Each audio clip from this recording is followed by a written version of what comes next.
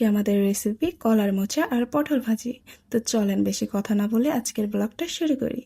ফার্স্টে আমি পটলগুলো দুই ভাগ করে কেটে নিই, এরপর পেঁয়াজ, রসুন এবং কাঁঠালের বিচিও কেটে নিই। সুন্দর করে এগুলো কাটা হয়ে গেলে আমি চলে যাই আমাদের মেইন কোর্সে। আমি খুবই কষ্ট পেয়ে যাই, কারণ আমার কলার মোচার প্রথম অংশগুলো শুকিয়ে গিয়েছিল, যার জন্য কালো লাগছিল।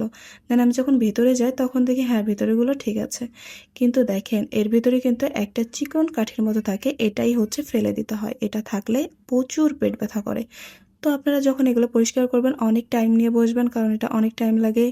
এরপর আমি দুই ভাগ করে নিই। আর হ্যাঁ, অবশ্যই আপনারা পানিতে ভিজিয়ে রাখবেন, তাহলে কালো দেখাবে না, আমি এটা ভুলে গিয়েছিলাম।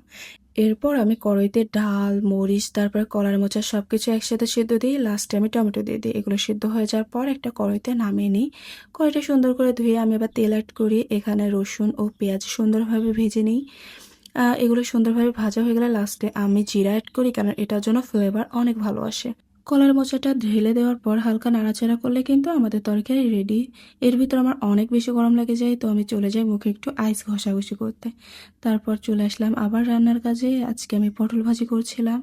এর মধ্যে আবার মনে পড়ে ঘরটা তো মোছা হয় নাই, আমি আবার চলে গিয়েছিলাম ঘর মুছতে। এদিকে এসে দেখি আমার পটলও রেডি। এরপর আমি যখন তরকারিটা মুখে দিই, ওয়াও, এত বেশি মজা!